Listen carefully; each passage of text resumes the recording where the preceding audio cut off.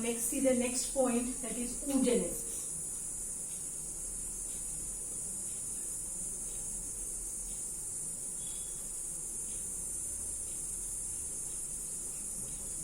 Right? Now what is oogenesis? Oogenesis, it is process of formation of female gamete, that is ovum or egg. So oogenesis, formation of egg or ovum. Okay, that is known as oogenesis. Just like spermatogenesis. Spermatogenesis was formation of spermatids or sperms. Okay, oogenesis, it is formation of egg or ovum. Fine. Now, in case of females, oogenesis begins before birth. Okay, ovaries develop during 11th to 12th week of embryonic life. Simultaneously, just remember, testes develop during 7th to 8th week of pregnancy. Right? Now, when these ovaries develop during 11th to 12th week of embryonic life, after that, germ cells, they migrate from yolk sac into the respective ovaries in both the ovaries. Okay, see what is happening. In females, germ cells, they are extragonadal. Germinal epithelium is not involved in formation of germ cells. So we can call the germinal epithelium as a surface epithelium. Okay, there is a yolk sac. This is the extra embryonic membrane. Okay, from yolk sac, okay, at a time millions, okay, of germ cells or your oogonia, they are transferred into both the ovaries, not in single ovary, both the ovaries. So germ cells, they are extragonadal. Okay, so some points I am mentioning over here. Ovaries develop during 11th to 12th week of embryonic life. Fine. Then what is happening?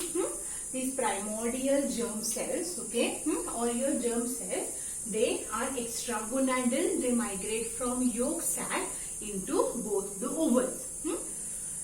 Process of oogenesis begins before birth. Okay, means before the birth of a baby girl, process of oogenesis begins. Now let's see what is happening.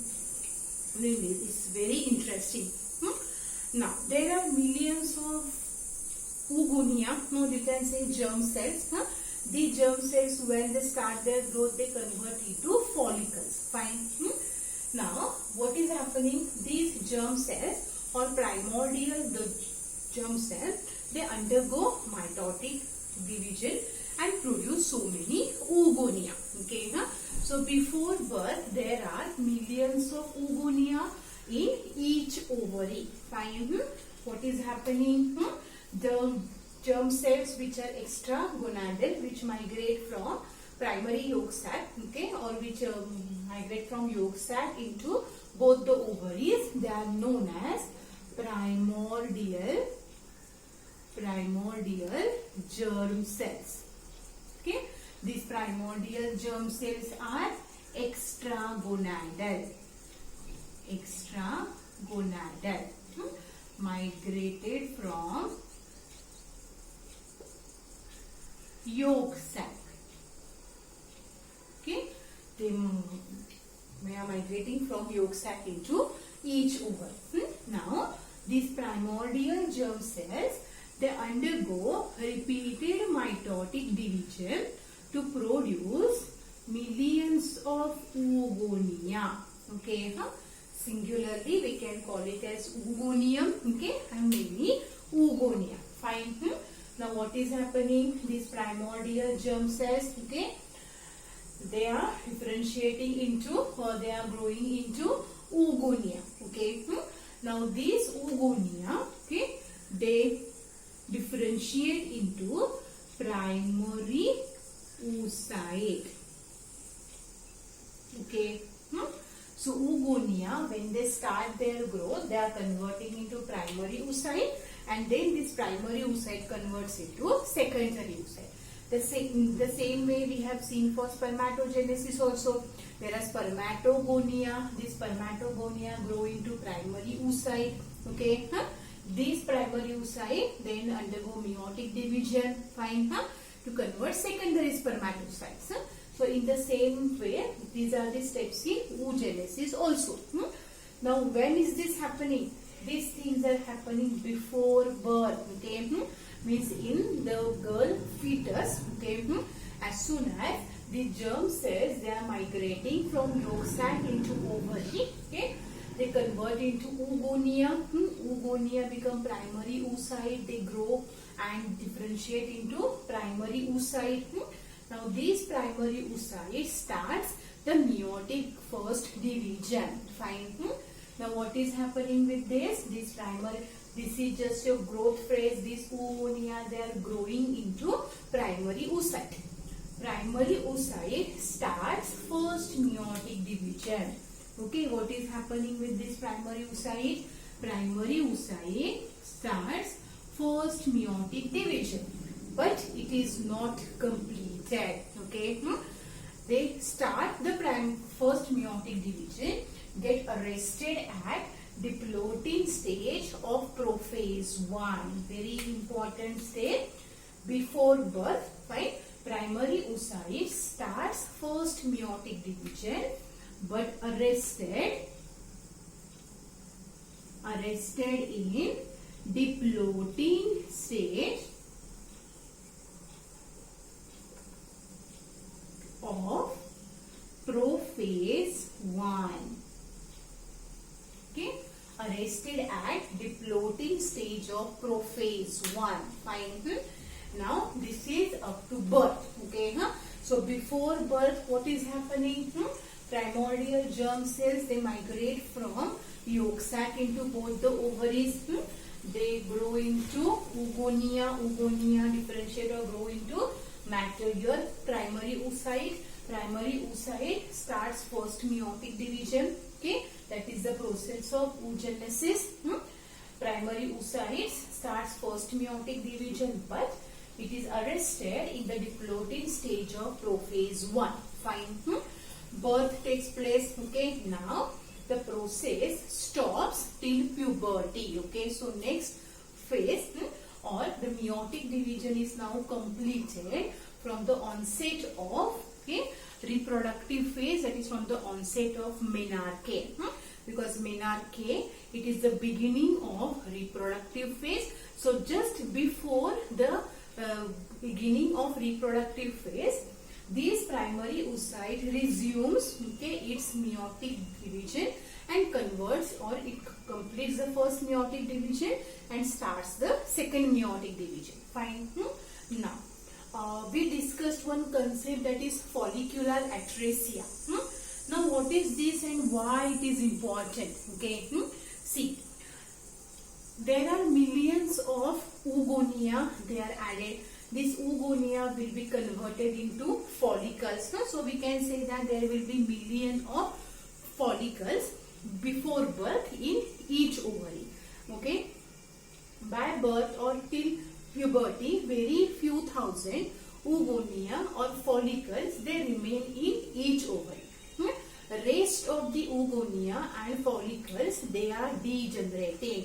Now why is it so? See what is happening.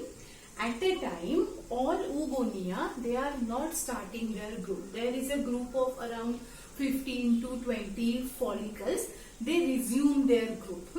As you know that on the 14th day ovulation takes place. Okay, after that within next 1 or 2 days for fertilization takes place.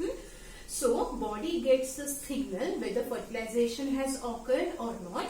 If body gets the signal that fertilization has occurred, then next batch of follicles stop their growth. If body gets the message that fertilization has not occurred, then next batch of follicles again start growing into primary follicle, secondary follicle, tertiary follicle. Okay. Now from that batch, only one continues and grows into Graafian follicle. So rest of the follicles are degenerating. Okay. And one thing is that in females, only one secondary oocyte it is released during per reproductive cycle. In males, millions of sperms are produced. Fine. But in human female, only one secondary oocyte it is released during each reproductive cycle. There is a definite reproductive period, that is from menarche to menopause. Okay. The capacity of human female or the capacity of uterus, okay, to grow, can say embryos in it is very limited. Okay, human female or the uterus of human female cannot grow so many babies in the womb. Okay, because there is a capacity. So limited number of offsprings, limited number of embryos should be produced. So normally one. Fine. So because of that, only one secondary oocyte it is released. So only one follicle grows into the Graafian follicle and then it undergoes ovulation. Abnormally, more than one secondary oocytes can be released. Because of this, the number of follicles or the second mature Graafian follicles are limited. Number of secondary oocytes are limited. Most of these follicles, they are continuously degenerating. Okay, that degeneration it is known as molecular atresia. What would happen if there would be no degeneration? Then ovaries would have released all these egg cells, okay, which are formed by this meiotic division. There would be more than one, okay, oocyte will be released from ovary. These many zygotes would be formed because sperms are so many. So it may happen that if there are more than one egg, more than one embryos will be also formed. But human uterus, okay, is not capable of growing so many fetus or so many embryos in that. Because in due course of evolution, okay, it got inverted. If you see in case of tetrapods like your dogs, cats, okay, where there is a, and in case of humans where we have the bipedal locomotion, the uterus it is shifted in the reversed way. Okay, so there is a capacity of a very limited number of individuals can be grown in the female womb. Okay, so number of oocytes are limited. Okay, so for that, so many follicles they are continuously degenerating. That is known as follicular atresia. It is related with oogenesis, so I am explaining this along with oogenesis. Now here what is happening? Primary oocyte starts first meiotic division before birth, okay, and arrested in diplotin stage of prophase. Okay, are you getting this point? It is arrested in diplotin phase of prophase 1. Fine. After this, birth takes place. Okay, they are remain arrested in this state for next 12 to 13 years. Just before the onset of menarche or just before the beginning of reproductive phase, this primary oocyte resumes its growth. It comes out of this arrested phase and completes the first meiotic division. Okay. Now when it completes the first meiotic division, now what happened? After birth. Okay. Now after this there is a birth. Okay. So for 10 to 12 years, these primary oocytes remain arrested in diplotin stage. Now just before the onset of menarche, okay, before onset of, writing here, before onset of a reproductive phase, right here, this menarche. Primary oocytes completes the first meiotic division and forms secondary oocyte. Okay, and it forms secondary oocyte. Primary oocyte it is formed before birth. Fine. Secondary oocyte is produced after birth. Okay, during or from puberty period. Okay. Puberty, what is puberty? That already we have seen that at a certain age, we are about 12 to 13 years in female. the level of gonadotropins increases in the body, that is the LH and FSH. These gonadotropins, they act on specific gonads and start producing hormones, okay, reproductive hormones. These hormones are responsible for development of secondary sexual characteristics or for development of reproductive phase. So from that time, okay, or at that time, primary oocyte completes first meiotic division to produce secondary oocyte. See now, whenever there is a meiotic first, one parent cell give rise to two daughter cells. Fine. Now here one, it is your secondary oocyte. Which is the other one? Okay. Is there two secondary oocytes are produced? Just try to think. In case of spermatogenesis, if you remember, there is a spermatogonium. This spermatogonium converts into primary spermatocyte. Now suppose this is your primary spermatocyte. Okay. These primary spermatocytes completes first meiotic division, produces two secondary spermatocytes. Okay, and these two secondary spermatocytes completes second meiotic division and produces four spermatids. Okay, so in spermatogenesis, after completion of one meiotic division, each primary spermatocyte or each spermatogonium give rise to four spermatid. Obviously, this is the product of meiotic division. After each meiotic division, one parent cell give rise to four haploid daughter cells.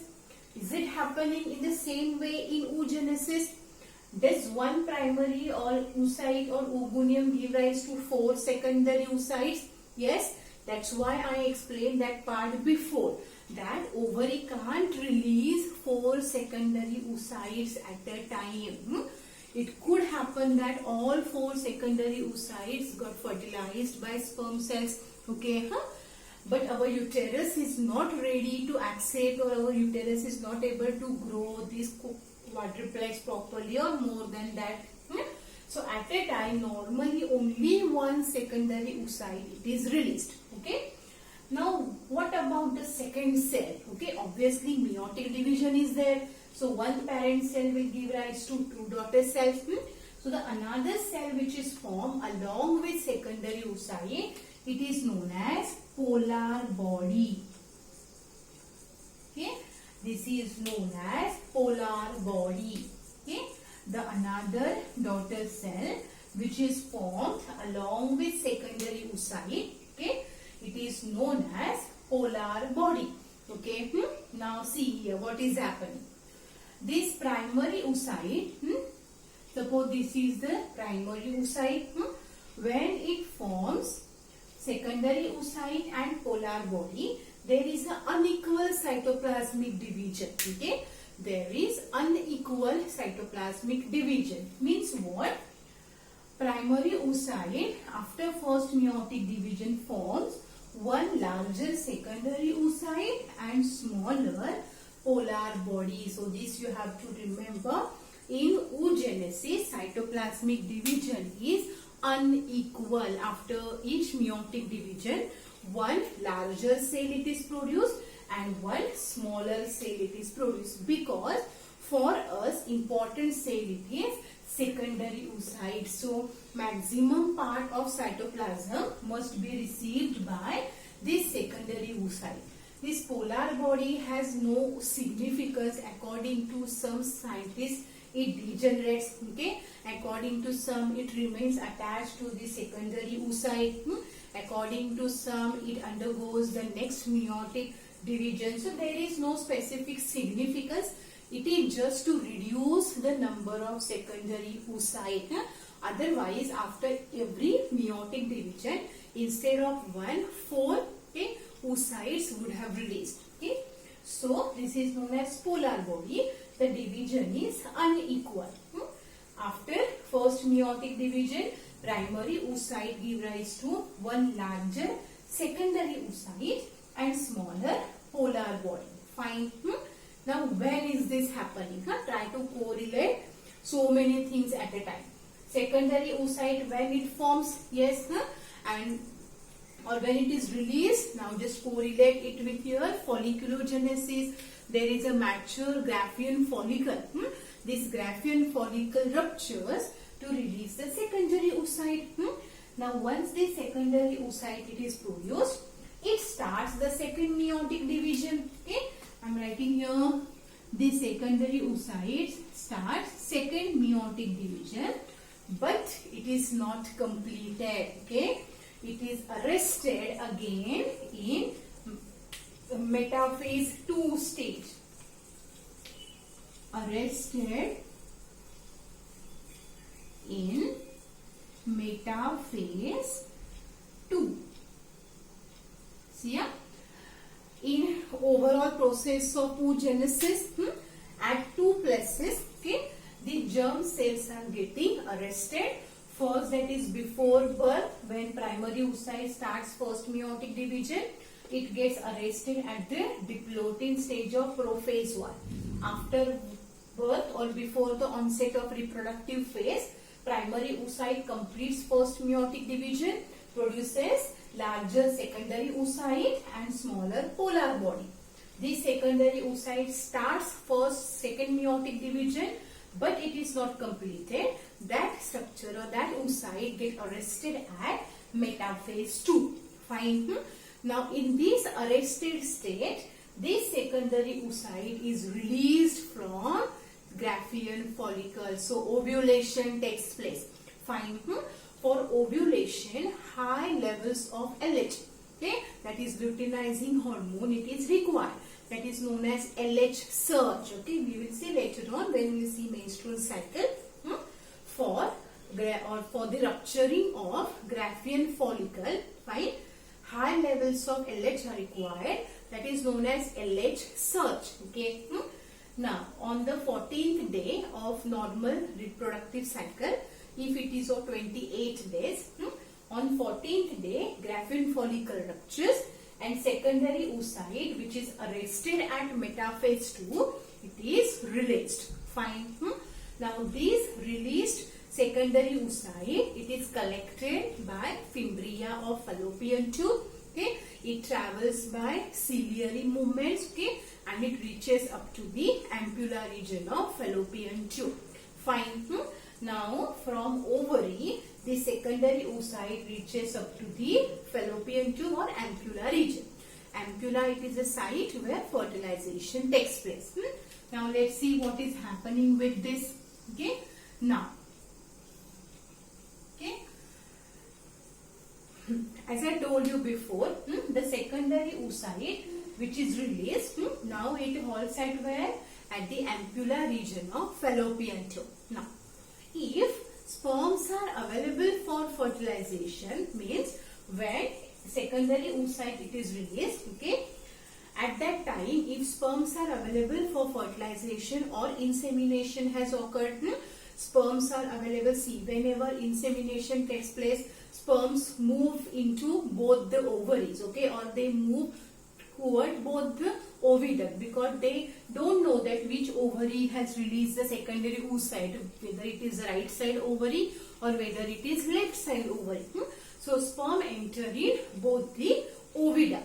So if sperms are available for fertilization, then secondary oocyte completes, okay, or it comes out of this metaphase 2, completes the second meiotic division, and ovum it is produced, okay, and then fertilization takes place.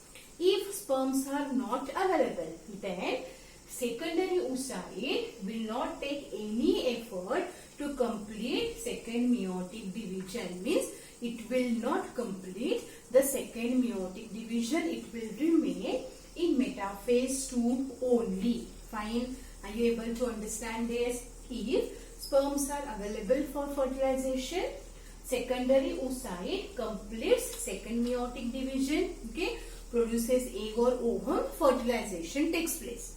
If sperms are not available for fertilization, secondary oocyte will remain in the arrested form only, and then it will degenerate. Means body will not take any effort to produce egg or ovum from secondary oocyte. Now, a very common question which comes for MCQ. when secondary oocyte completes the second meiotic division. Suppose options are like when sperm it is in contact with the secondary oocyte, when it is penetrating, or when it is trying to enter the secondary oocyte by breaking the wall layer, or when entire sperm enters into secondary oocyte. So the correct answer is when entire sperm enters into the secondary oocyte. Secondary oocyte, it is very huge, it is large in size as compared to sperm. Sperms are very microscopic, okay. Egg, it is very much larger in size. So when entire sperm enters into secondary oocyte, secondary oocyte needs a confirmation whether sperm is ready or whether it is able to fertilize the egg cell or not. So as soon as sperm enters in the secondary oocytes, then meiosis is completed, okay, and that nucleus gets converted into the egg nucleus or ovum nucleus. During fertilization, we will see this, we will study this part in detail, okay.